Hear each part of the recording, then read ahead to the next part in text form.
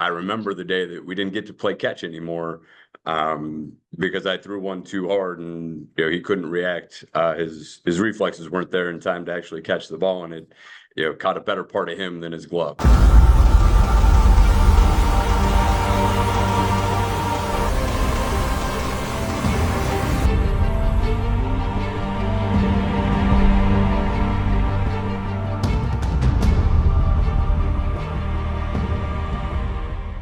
Hey, F3 Omaha, welcome back to another edition of Q-Source TV, where we explore F3's Manual of Virtuous Leadership, or Q-Source.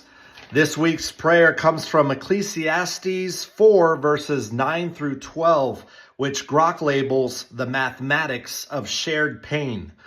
Two are better than one because they have a good return for their labor. If either of them falls down, one can help the other up. But pity anyone who falls and has no one to help them up.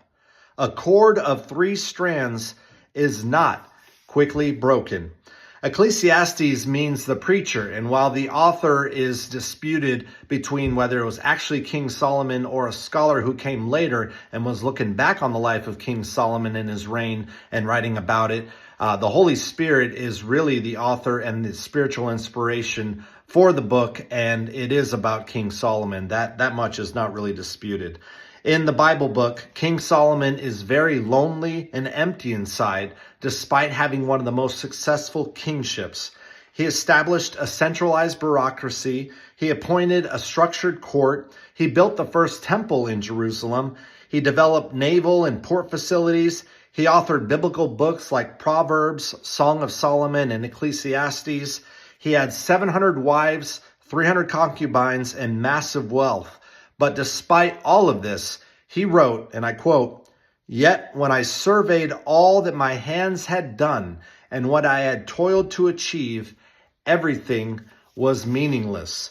And really, it was those 700 wives and 300 concubines that ultimately led him away from God and towards their own gods. These were foreign wives, not Israeli wives. They led him away from his God, and that is ultimately what brought Solomon down and really severed his relationship with God. Chapter 4, which I read the prayer from, comes from an experiment that King Solomon wanted to perform. He performed a lot of experiments later in his life because he wanted to justify his earthly wealth, his earthly achievements and accomplishments. So he would have different experiments to try and prove out that was very meaningful, everything that he accomplished in his earthly life, despite his severed relationship with his God. And so he has a rich merchant and a poor merchant stripped down to their loincloths, and he gives each of them a stone. And the task is they have to carry that stone, or at least get that stone from Jerusalem, where they are and where King Solomon is, all the way to Bethlehem. It's a journey of about 5 to 7 miles, depending on which road you take. The rich man hires day laborers to carry his stone. He's a successful guy. He's got all this money. He's not going to carry that stone. There's plenty of day laborers you can hire to just carry that stone for you. He'll just walk alongside casually, and he'll make it to Bethlehem, no problem, right? Well, about halfway through the journey, those day laborers, which are kind of the lowest rung of the societal ladder, they drop that stone and they run off with his money, and they go find shade under an olive tree or what have you. And the rich trader is forced to carry the stone by himself. Well, he doesn't get very far before he collapses under the weight of carrying that stone all by himself. The poor man, however, in the first mile spots a friend of his who also happens to be carrying a stone. That was a very popular road from Bethlehem to Jerusalem and Jerusalem to Bethlehem. Back in the day, a lot of trade happened on that road. So he finds a friend of his carrying a stone, and they're walking together for about a mile. And then in mile 2, they decide to tie the stones together and carry them on their shoulders. One on the left shoulder of the guy on the left and the other on the right shoulder of the guy on the right. And they finish the journey, and it's not a problem for them. Hence, 2 is better than 1, going back to the reading. And that takes us right into TWP, this week's principal practice or philosophy from Q-Source, which is quadrant 1.7, shield lock, the horizontal relationship between men. And like the reading states, 2 really are better than 1, and threefold, forget about it. In ancient Israel, ropes were braided from multiple thinner strands, and the smallest number of strands you could have that would make a rope practically unbreakable for daily life and what you would do with a rope is 3. So if you had 3 strands, you braided them together, that rope was good to go. Making this a little more modern and practical, the threefold cord is 3 lives braided by covenant and prayer. It could be a couple of friends that are coming together, and then the third life being God, and through covenant and prayer with God, their lives are made to be better and unbreakable. It could be a shield lock and 3 men coming together, and then obviously still using that relationship with God to make that braid very strong and that bond very strong. But I just thought that was pretty cool that in shield lock they kind of reference back to the Bible somewhat without exactly citing the Bible. And that leads me to just kind of a slight tangent. As I'm reading through this book, I've been getting into this book quite a bit. And one way that I've been getting more into my Bible is when I prepare for these Q-Source TVs and I want to have a meaningful prayer at the top that relates to our topic. I'll just type into Grok or ChatGPT Bible verses having to do with brothers having each other's back, and then you'll get a multitude of Bible verses, and then I go into a rabbit hole deep dive into one of them that I really think resonates with me personally or with what we're talking about that day. And in this case, I was able to find the story of King Solomon, and I really got into that quite a bit. But back to Q-Source. Another point is the flux, which is the emotional reaction to the peaks and valleys that appear throughout a man's life. Some men suffer during allergy season or flu season. I catch the flux any time of the year, any time of the day, really. And the final part of the chapter gets into the cure for those who catch the flux, a lot like I do. Quote, by locking shields with other men, the him hedges his brother's peak against his own valley and vice versa. And also, quote, by meeting periodically, the members of the shield lock recognize each other's incipient valleys and proactively initiate the fight against the flux as a team. Couldn't agree more with both of those points. I'll get into what F3's shield lock has meant to me here in a minute, but I concur with both of those points in terms of the role of the shield lock, and I've got to experience both of those things. Finally, the chapter ends with a banger like it always does, and it ties back to Ecclesiastes. Pain is finite. The more it is parceled, the easier it is to bear. Man, I love that line. As for my experience with shield lock and F3, I didn't really know what a shield lock is. Just like everything with F3, you kind of learn about it as you go. You can obviously ask someone about it, and there's a lot of hymns in Bennington that would clearly be able to give me the answer. But better than asking and finding out the answer, I was actually able to witness one in action. Our Q today, Slim Jim, Tooth Fairy, and Nightstand, I always heard of them going on morning rucks together and going to coffee at least once a week. And you could tell that they were just living life with each other and going through life with each other. And I was a little bit envious of that. And I always kind of thought that'd be really cool to do. But I obviously would want to make sure it was with the right men and the right situation, and still not really knowing what it was about or how to form one or anything like that. And it wasn't until I was listening to the Whetstone podcast. It was one of the earlier episodes when they actually brought up shield lock, and they got into a little more detail of what it's about, how it's structured, the types of men that you should have in your shield lock. I just so happened the day that I was listening to that podcast, I was driving to lunch with Mayday. And when I got to lunch, it was pretty obvious that Mayday, I actually thought of it in the car before I even got in the door of the restaurant, that he would be a great candidate to be in a shield lock with. I would be honored to be in a shield lock with someone like Mayday, who I could share my life with and learn more about his life and just help each other through those peaks and valleys like the chapter talks about. And then as we had lunch and we got to talking, we kind of set a date and decided on what day of the week and all that. And then we thought, who else could we have in this shield lock? Who would be a logical choice to kind of fit our same point in life, kind of the same faith that we have, a lot of the same beliefs that we have in values and things like that. And Spokes came to mind right away for both of us. It was a pretty obvious choice. Now, there's hundreds of him in F3 Omaha that would have fit that mold. Just so happens that Mayday and Spokes knew each other before F3 a little bit. And he's a Bennington guy. Local proximity is very important when it comes to these things. You want to make sure that you're able to meet, and then it's not, you're not driving from Bennington to Bellevue or Bennington to Gretna or vice versa to try and have a shield lock with men from other regions. But as far as what it's done for me, that's one of my favorite, hour and a half, 2 hours of my day every Thursday morning after the beatdown. I've shared a lot of things with those men. They've shared things with me. We can literally tell each other anything, and it's a judgment-free zone. I know if I have a serious problem going on in my life, they're going to listen to me and give me advice and follow up and make sure that everything's okay. And they know they can count on me for that exact same type of commitment when it comes to that.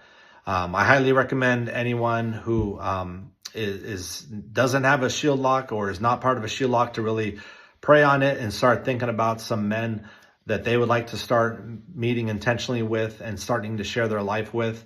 The rewards are endless, and there's no right way to do it, I don't think. I think just meeting for coffee and talking through it, and then going from there, and whatever it grows into is up to you and your individual shield lock.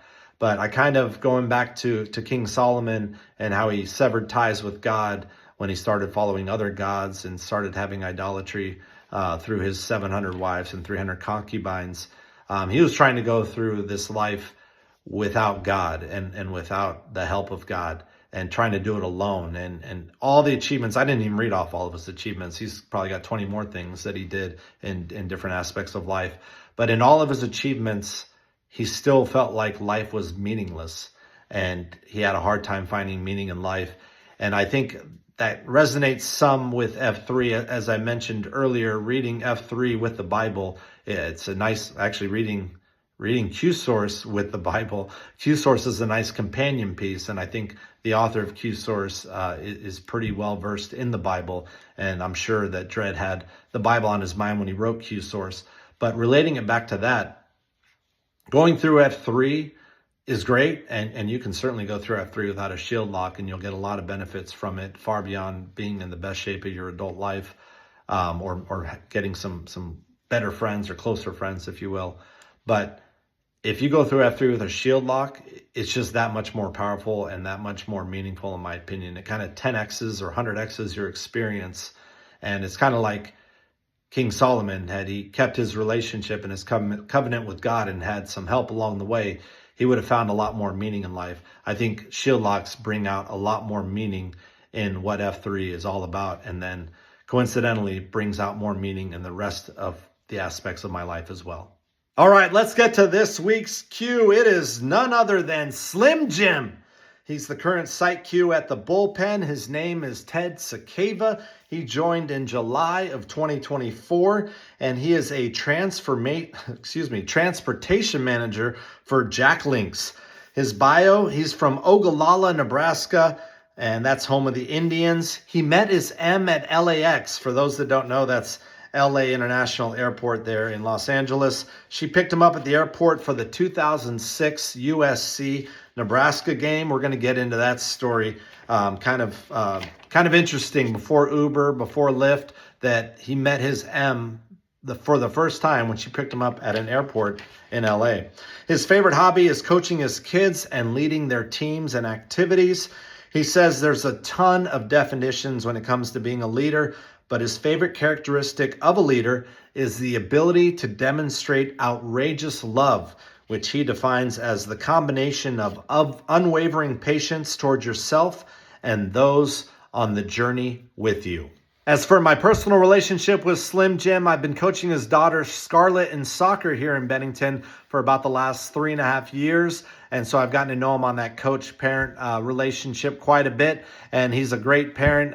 We have a great time on the out-of-town trips at the hotel lobby watching football in between games or at night after all the games. So I've really gotten to know Slim and his M, Jenny, quite a bit through that. He was always an awesome, upstanding Bennington guy, just like a lot of the Bennington guys that I've gotten to know through F3. But it's really cool how you can really better understand the impact of F3 on male relationships when you know someone decently well outside of F3 before you join. And then once you join and you get to know them even better, either personally or through COTs or pre-runs or what have you, It's like on another level. It's that next level down, and then even further down, depending on your relationship, that you just don't get in just everyday life being a soccer coach and a soccer dad. So that really exemplifies some of the power of what F3 brings and how it's enriched my life. In this interview, we talk about all kinds of things. I mentioned his relationship with his M and how they met. We also get deep down the rabbit hole of when he started taking F3 pretty seriously. And it actually got me thinking, because recently I've only been posting 4 times a week, and I like to post 5 or 6 times a week. And I think it's just talking to him and getting to interview him and having his dedication and his commitment to F3 kind of shine through the camera during our Zoom interview has really sparked me to want to get a little more dedicated to my fitness and to show up more and do more pre-runs and things like that. So time will tell, but I hope this interview inspires you. It certainly inspired me. Check it out. All right, I'm now joined by one of my Bennington brothers, Slim Jim. How's it going, buddy? Doing well. How are you doing this afternoon, Milk Carton? I'm doing really good. Thanks for asking. I just want to jump right into the story of how you met your M. I throw out those bio questions. You never know what you're going to get out of it, but yours, I liked yours a lot. You mentioned she picked you up at the airport at LAX, which is in LA for those that don't know. Was she an Uber driver, or provide some context and how that's how you met her? Yeah, it was probably in the days before Uber. But yeah, it was a really kind of funny story for us that we like to look back upon. Kind of smile as sometimes God has a plan for you. But we both graduated from Lincoln in June or May of '06. And everybody kind of goes their separate ways. We hadn't met, even though we were, in Lincoln at college, same time in the Greek system over there. Never met, and then through mutual friends, she was living out in California, and a couple buddies of mine were heading out there to the USC Nebraska game in September, and we flew in, and at the airport, my buddy was like, "Hey, yeah, Jenny's gonna come pick us up." And I was like, all right, I don't know Jenny, but that's cool. And out steps this, this brunette bombshell out of this red Mazda. And I was like, wow, all right. So I'm, sitting in the back being the kind of third wheel, when she picked us up at the airport. But, no, great weekend when we were, I don't know, young and wild a little bit, but all good. And, here we are nearly 20 years later, and, 4 kids, busy life we've built, over the time, but definitely a great origin story for me and the missus. How long did it take you to go from being the third wheel to riding shotgun in that car? It was a long grind. I had to work, right? You know as well as I do that I'm punching up, out of my league a little bit when it comes to my M. So it took me a little while. It wasn't really until '09, that she'd moved back, to the Omaha area, and I was still up in Montana, and we finally decided we were going to do this or we're not. So I ended up moving back in August of '09. We got married a year later in 2010, and the rest is kind of history. Just celebrated 15 years. Earlier this year, and again, 4 kids and a dog later, time starts to fly by. That's awesome. Congrats on the anniversary. Thanks. I didn't know you lived in Montana. Tell me a little bit about Montana. What were you doing there? Yeah, so when I graduated from Lincoln, you're looking for your first job, and I'd interned with UPS, that year before, the summer before I graduated. And when the time came and you have a diploma and like, what next? What do I do? UPS was like, hey, we've got a job for you, but it's not here in Omaha where you worked last summer. What do you think about Montana? And I said, I've never been, but I'm willing to go. So I spent close to 4 years up in Big Sky Country. This week's Q Source chapter is Shield Lock. And before I really knew what one was, listening to the Whetstone podcast, you actually showed me what one was. I just didn't know I was getting an education. Who's in your Shield Lock, and what does a Shield Lock mean to you? Yeah, and it's interesting, that this week just happens to be Shield Lock, because it has been one of the things that's been so near and dear to me, And one that's really been a huge part of my, what I'll call journey and, um, acceleration when it comes to F3. I certainly wouldn't be where I am today without the shield lock that I have. And, it's, started with me and Tooth Fairy and Nightstand. Those guys have been, with me for a long time. We've been coaching flag football since our boys were in first grade. And we spent a lot of falls out there chasing boys around, trying to, build them up, show them the ropes a little bit about how to play the game. Um, and through that, we were, really sunsetting last year, as the boys get a little bit older and, kind of want to play their own sports or maybe move on to tackle. One of the things that we were kind of concerned about was, hey, where does this go? What happens? When we don't get to, come back around and coach football together anymore. And, that's where we started meeting at Hey Jay for coffee Monday morning, 6 a.m. as a way for the three of us to continue to stay connected. And, that then folded into F3 and, a shield lock. And what that's done for me is just incredible in terms of the relationships and the the accountability that has been there. I can tell you a number of times in stories about how those guys have helped guide me, helped steer me in times of uncertainty, and the way in which you really start showing up. Or I found the big difference for me is I started showing up to F3 for myself, and it was really focused on what I get out of it, be it fitness or fellowship, faith.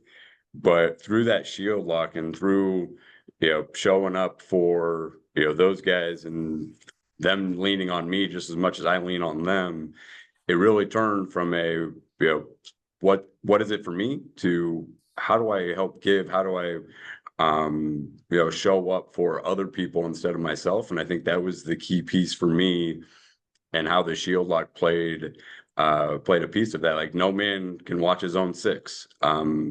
And not only do I have guys that are doing that for me, but how I am doing that for other people really is something that's near and dear for me as well.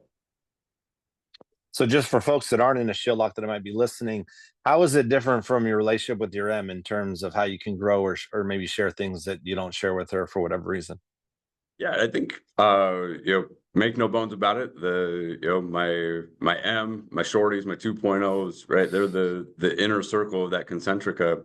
But just outside of that, really is that shield lock. And no disrespect to my wife, but she doesn't have the same experiences, right? There's something about the male bond, the male relationship that's different. And the challenges and the burdens and the things that men come up against and men share, like there are things that are different for me, and I can share them with males and the guys in my shield lock and the men of F3 in a much different way, and I get a much different perspective. I can share them, and I do share them, the struggles I have with my wife, and she gives me a perspective. But a lot of times it's different, and the feedback you get and the accountability that you get. One of the things that my wife doesn't let me off the hook, all the time, but there is certainly no being let off the hook. Like, either either do what you say and say what you do, or you don't. And that's one of the things that the shield lock and the men of F3, if you're going to be high impact, you're going to sign up and follow through, and that accountability piece and the proximity of all of it really shines through in kind of a different way when you have men standing next to you and going through it with you. Absolutely. One of my favorite things about your beatdowns is when they're over, not only because they're tough to endure, but mostly because you deliver very insightful COTs, usually referencing books somehow. What did your most memorable COT talk about? Can you remember? Yeah, my most memorable one, I would say there are two.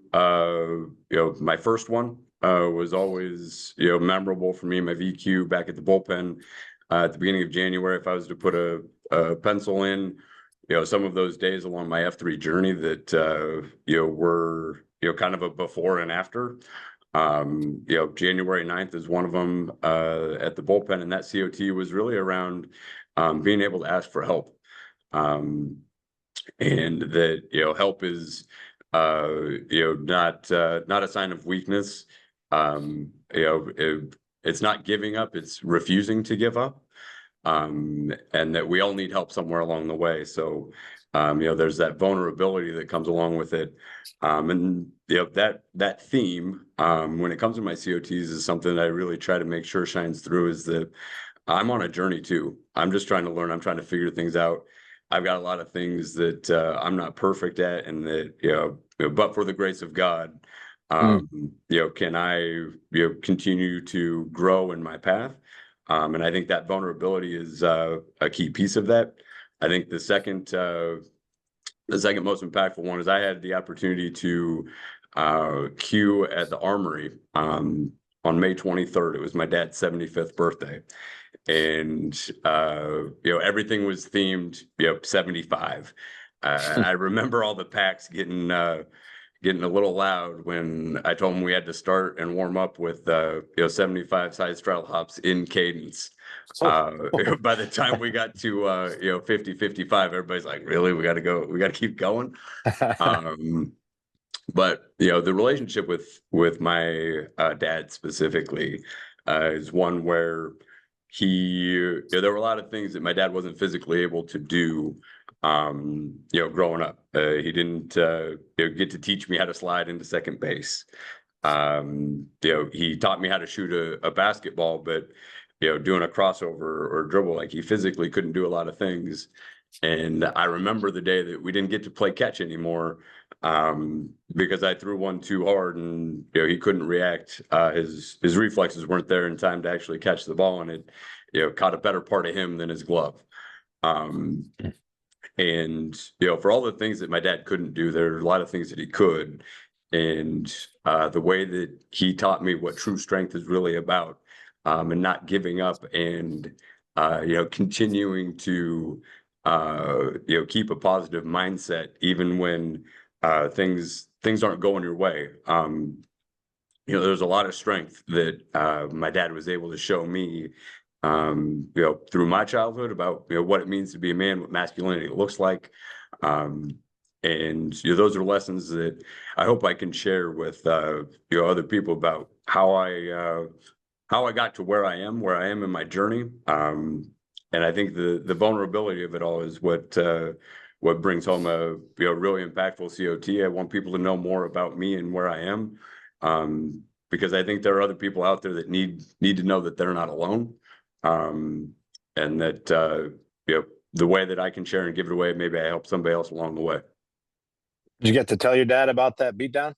I actually, for Christmas, I want to, I think I'm going to handwrite it and frame it up and give it to him.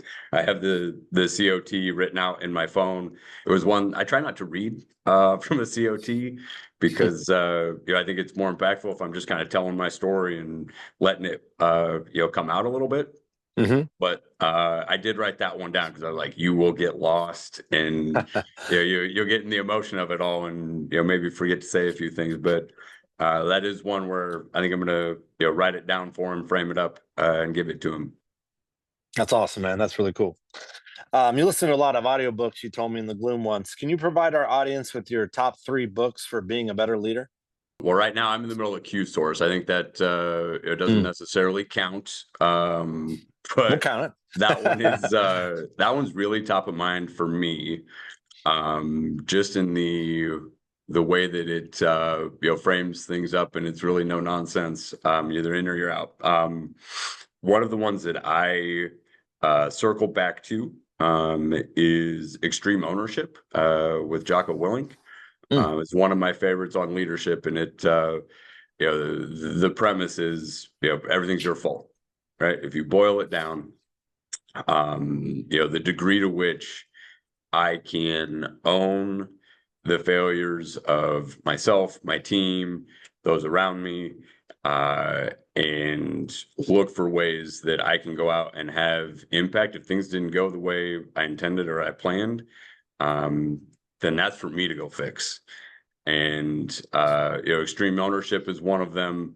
I think the Simon Sinek, Start With Why, which is one of his one of his earlier books. I know he's written a bunch since, but I do think that understanding and helping articulate for groups or people that you may be leading, why is it that we're doing what we're doing, being able to articulate the mission, which I think is one of the things that F3 does so well, that each and every day, each and every morning, we're here to plant, grow, and serve small workout groups for men for the reinvigoration of male community leadership. Boom. I know exactly what we're doing and why we're doing it, why we are where we are. So starting with why is another one that I would round out. Our ability to show ownership and our ability to articulate why it is that we're doing what we're doing. Coupled with that Q source, man, you can't go wrong with those three. That's a great three. I appreciate it. I knew you before F3. You're one of the few guys that I kind of knew in Bennington before F3. I coach your daughter in soccer. I mentioned that in my intro. When I first joined, F3 seemed kind of casual to you. Obviously, I knew nothing about it. I think you'd been in it for maybe 6 weeks or so before I joined.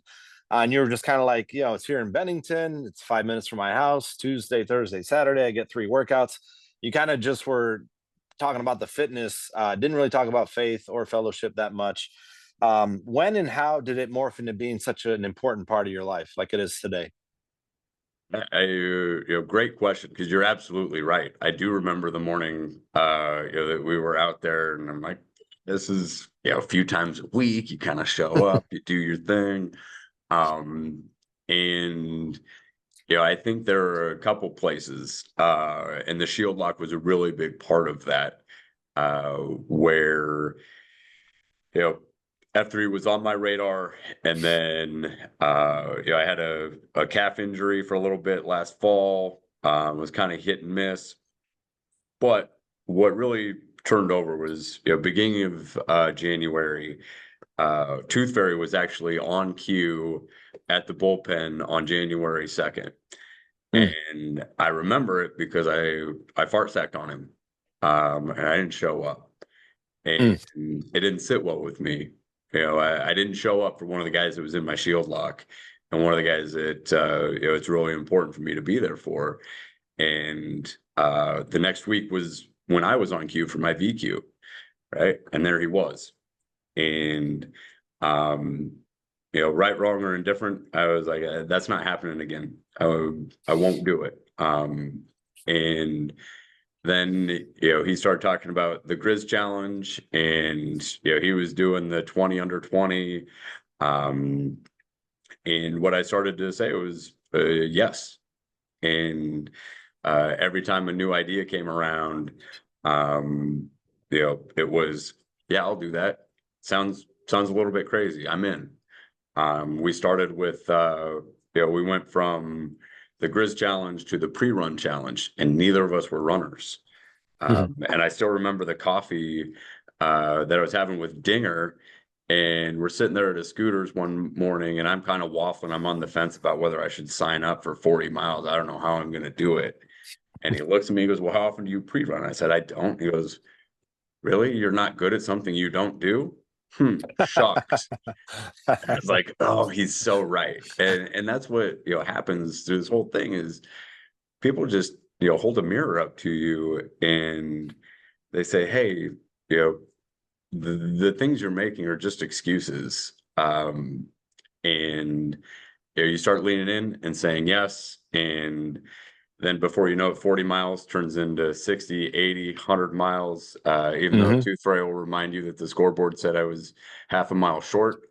So you just start leaning in and saying yes and saying, you know what, I'm going to show up, right? I will not let that day, January 2nd, where I didn't show up for Tooth Fairy, that day's not happening again. And you start saying yes, and then you start seeing other guys and how you can help along the journey for somebody else. And it just starts to take a life of its own. And before you know it, you're not in that, oh yeah, it's a few times a week. but you're sitting there filling up your calendar and you're sharing, here's where I'm going to be, each day this week. Here's where I'm posting. Here's the pre-stuff I'm going to do. Hey, we have a shared calendar now that has all of our your queue dates on there. So everybody can see we're not, trying to schedule over top of one another. We can prioritize if nightstand's over here or landman is, heading over to wherever he might be queuing. Like, we're all on the same page, and we're there to support one another the best we can. And it just kind of continues to morph the more you say yes. My M would love you. She's always telling me, keep the calendar updated. I got to know what's going on. I am really bad at calendars. I'm too. My M would say the same thing to me. Why isn't that on our calendar? And if she knew how up to date my F3 calendar is versus our personal calendar, I might get in trouble. I won't say anything. What's your experience been with QSource? I'm actually just getting into QSource. I have kind of gone back and forth about whether I read it cover to cover, whether I pick off, a chapter here, a chapter there.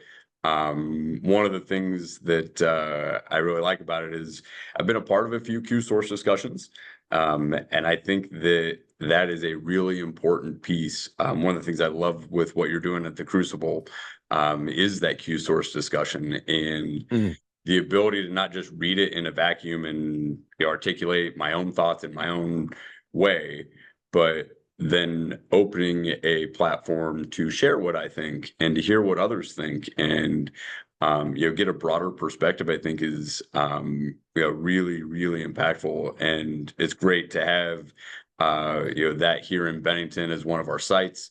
I've done it a couple times at Whetstone, led over there.